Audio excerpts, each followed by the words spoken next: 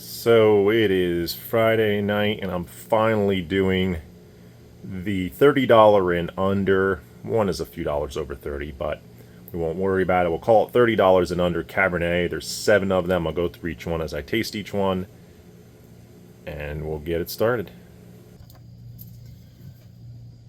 So, number one question I get is, can you recommend an affordable Cabernet?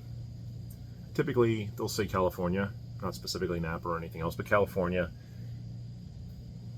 We are in the United States, so you can find a fair bit of that. There are other Cabernets all over the world. Cabernet is made almost everywhere, but certainly is best made in California and Bordeaux, although there's other areas, and I don't want to say that there aren't, but there absolutely are. So I found all these relatively recently. Well, some I've known about, but found a few of these recently, the Fianchetto specifically. So I'm just going to go through each one. And they have not, I did all Corvin of each of them.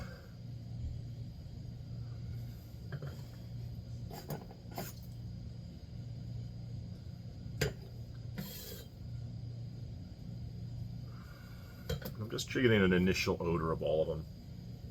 Odor, it's a terrible word. Aroma. So far, I have a favorite. Okay, 2 in the aroma category. Okay. So the Frederick and the Obsidian right now. And I guess the lineup is the Fianchetto 2023, the Cabernet I bought a case of, and it is from Napa. The Spring Valley Frederick from, I think, Walla Walla, so Washington. So this is in California, but we'll call it West Coast. This is called Time Place and the 2022 vintage. This one's called Hardin, Napa 2023. And we got Obsidians. I always buy these. I'm on their wine list. Those are Volcanic Estate 2021. The vintage does matter, and I think 21 actually is not. I think 20 was the bad vintage. Canoe Ridge, I did taste this. This is the 21 though. Chateau Saint Michel. I'm not even showing them, aren't I? And then the Coal Creek 2020. Oh, so that's a little bit of age. 2020, I think, was the fire year. So, but that's Washington, so maybe they were okay with all of it. So, I'm just going to go through each one. And do I think it's a buy or not? I don't really want to rank them. I guess I got 7. If I could pick 3 winners, I think that's going to be pretty good. So, Coal Creek Vineyard.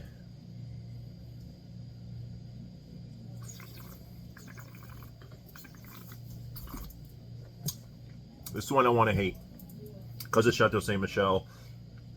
But this specific one is a good wine. I've now had it 3 times, 3 different vintages, I think. So this one definitely, I think, is a good wine. Sub $30. I think I found it for 28. This is even a little bit older.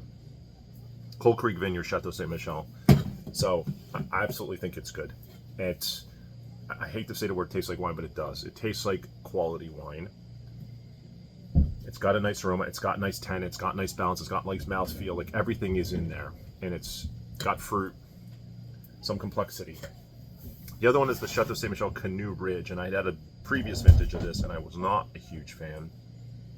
A little more muted on the nose, but I remember the other one had a nose that I wasn't so fond of.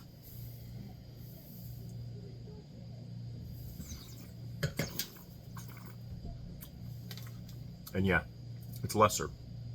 It's just not as good. It's not bad. It's just for the same price, I'd rather get the Coal Creek Vineyard.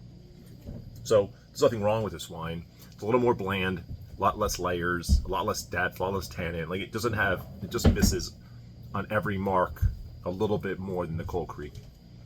So intensity, aroma intensity, flavor intensity, it just lacks in all those compared to that. And I don't want to do too much comparison, but it's going to happen when you got 7 Cabernets here. This is Obsidian, which I always love. And this is not Napa. And this has this has a VA smell. It always kind of does. I think it's not even such so much VA now that I think about it, but it's got something to do with that mineral volcanic soil that this vineyard is on. And it's definitely in there. There's a bit of an irony, minerally part to this wine.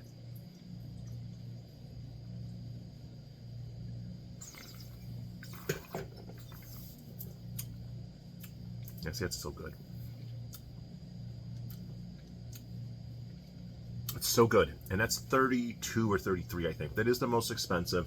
I did find this in a store. So I did tell someone recently that you can't really find this, and I did find a store that had it. And they also had these Chateau Ste. Michel's. I think they had the Hardin, and they had the Frederick on sale. So that Frederick's actually a little bit of a cheat because it was on sale for sub 30. But the Obsidian has an amazing aroma. You could smell the minerals. You could smell the fruit. A little bit more red fruited, like very, very ripe strawberry and cherry rather than like, say, blackberry, blueberry. It's delicious though, and it's a great wine. That Obsidian absolutely tastes more expensive than it is. I brought it to a few parties and people always are a big fan. Hardin, I don't know much about this except that it was inexpensive, and I think this was actually 26 or 27, which, gosh, I want to love this and buy a case of it, but we just don't know. Okay, this has a little bit of VA. This has more So this is more volcanic soil, aroma, and mineral. This is definitely more volatile acidity, which, what do I mean? It's kind of a little bit of a slight vinegary smell. Sometimes it'll blow up, sometimes it doesn't. There's nothing wrong with that. Doesn't mean the wine tastes like vinegar, but it kind of has that, they call it volatile acidity. It's not extreme. I could sense it since I do this, I guess.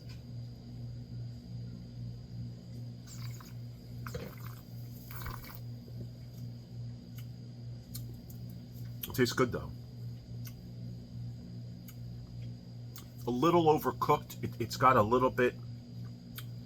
Tastes like the fruit was picked late, meaning it's just a little too ripe. And when it gets too ripe, it's hard to explain. It almost has a little bit of a vegetal part to it. A little bit of like, if you burn a fruit a little bit, just a touch. But actually, it's pretty good for the money. Sub 30, and I could smell a little bit of the green pepper, capsicum on the nose, but not a lot. This wine, time, place, I don't know anything about this either. It's tempting to be an expensive wine flavor for inexpensive cost. I've never heard of it. The label's kind of just basic, which is fine. I don't know that anyone would grab this and say, I want this wine, though. Little VA on here, too.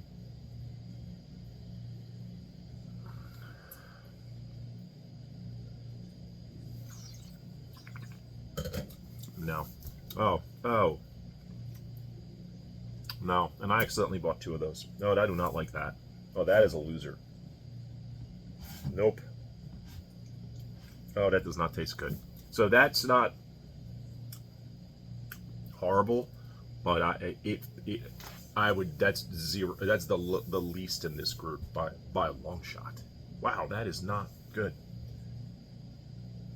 I actually thought that one might be good, and I accidentally bought 2. I have another one. It's gotta. Nope, that's not getting recommended. A little sour fruit, like baked fruit, but not balanced. Oh, that's not good. Oh no, that's.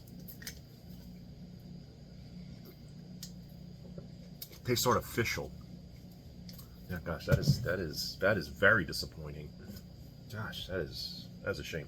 So here's the Frederick, which I've tasted now numerous times, and I love it. Now, like I said, I'm cheating here. This wine was sub $30, but they claim it retails for 50 or 60. I think it retails more for 40, maybe 50. But loved it the last couple times. I brought this to a party, and people really enjoyed it. They devoured it.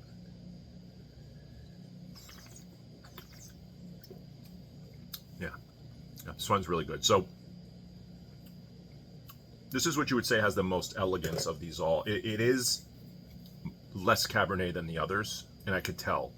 You could feel that there's other Bordeaux varietals in here in heavier percentages than these others that I think are minimum 75%. I don't know because they're not telling you, but on the back of Frederick, it does tell you that there's 60-something%. I could definitely feel a little less weight and tannin in this, but this has this more elegance and balance, and it's definitely more Bordeaux-like than all the rest for sure. You could easily confuse this for Bordeaux, but in a delicious way. It doesn't have that super old world, but there's a little bit there. A little lighter, but it's there. The tannin's there. This is 2018. So I'm feeling that too. So I'm absolutely feeling that that's a 2018. That's why it's a little bit, I hate to use the word smoother, but it is a little bit more smoothed out, and not, the tannins have definitely dissipated more than some of these others. So last is the Fianchetto, which I bought a case of because I believe this has that delicious factor, the boldness that some of my friends will like, and some people I like. I think it would be a great gift wine. I think gift somebody this. Oh, I got a Napa Valley Cab, pretty good gift. And on the aroma, it is muted. I'm surprised. I think this does need to open up, although I didn't buy it as a decanting type wine, but I think it always can benefit from it. It looks the darkest. It's dark in my basement, but it looks the darkest. Pretty sure the alcohol is pretty high.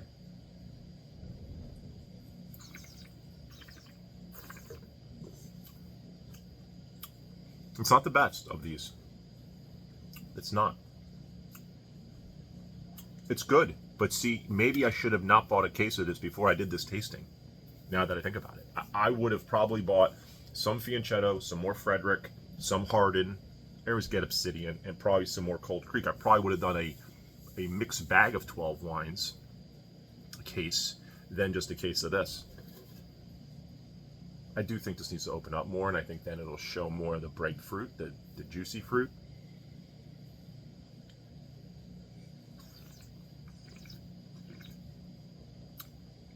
Yeah, there's a lot of tannin here too.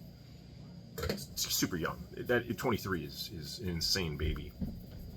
So, yeah, what would I recommend? I'd recommend the Cold Creek Vineyard Chateau Ste. Michelle, without a doubt, under $30. Would not recommend the Canoe Ridge Estate. Not that it's bad. This one's just far better. I always recommend Obsidian if you could find it. It's got an amazing flavor, great depth. The minerality is there, plus the fruit is there. Decant this. This decanted is phenomenally good. Almost everything Obsidian does red-wise, I have been a huge fan of. Maybe the Pinot's not as big a fan of so far, but any Cabernet, any Syrah, any Petite Syrah, the Malbec, all of that I've loved. So, always recommend Obsidian, the Volcanic Estate, or others. This is Hardin. I definitely would recommend this. This is the 2023, so another baby, but I think the least expensive in the lineup at 26 or 27. I'd never even seen this before. Just at the store, I saw it. Looked intriguing. Kind of reminded me of the time place wine. And it's pretty solid. Pretty good aroma. The VA is there. I said that earlier. But the taste is solid.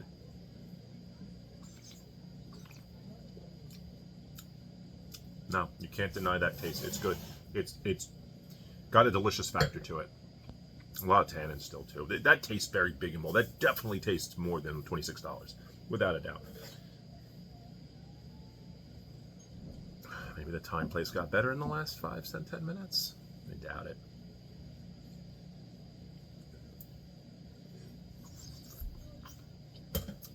No, it did not.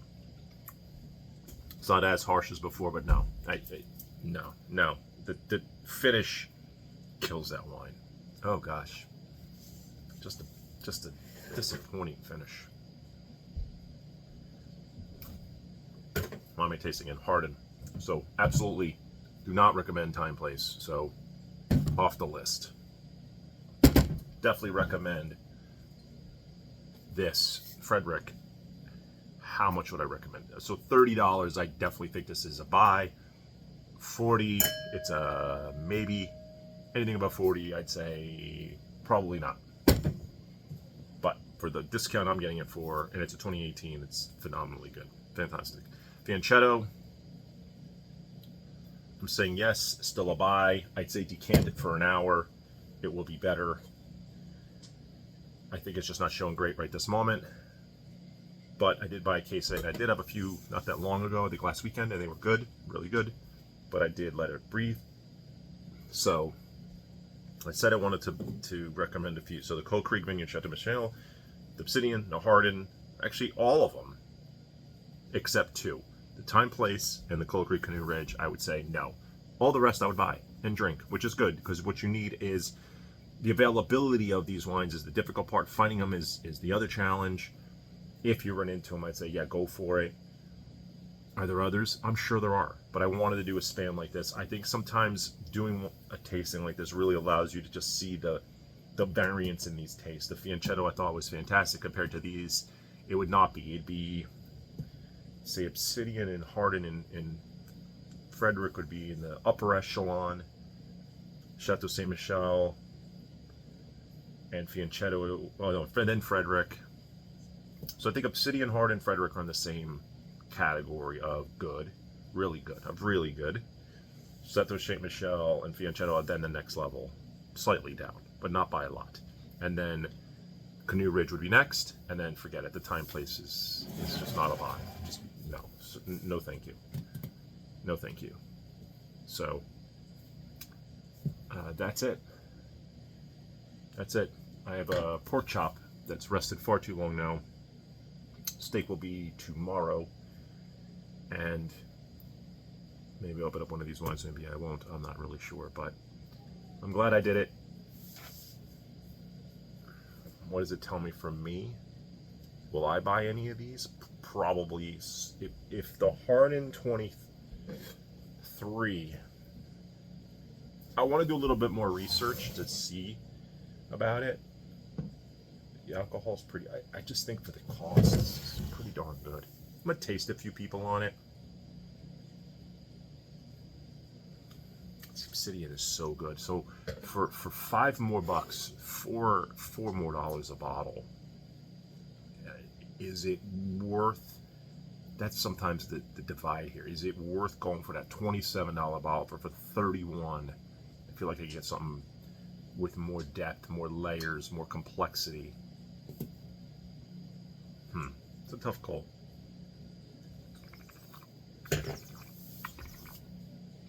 I do love a lot of wines that are grown on volcanic soils. There is definitely you could definitely taste it. A lot of Aceticos out of Santorini are absolutely on volcanic soils. It's probably why I like that white wine grape so much. I'm starting to like Aceticos so much. I had one last weekend and it was phenomenally good. Just loving it. So I think this volcanic soil thing has really got me turned upside down a little bit with some wines. I find when it is that way and I seem to gravitate towards it. It's just got some other layers of flavors that I really do enjoy and gravitate towards. And it's not for everybody.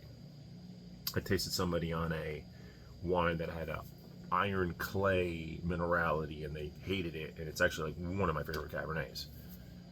And it's I think it's the Monte Rosso Vineyard Cabernet, which is a legendary, well-known vineyard in the wine world, but there's only so many producers in that make wine from that vineyard. I love it. I have a couple left from one of the producers that gets the fruit from that vineyard, and I think it's fantastic. But it's not for everybody. All right, time to eat. This pork chop's probably dry as a bone. Have a good night.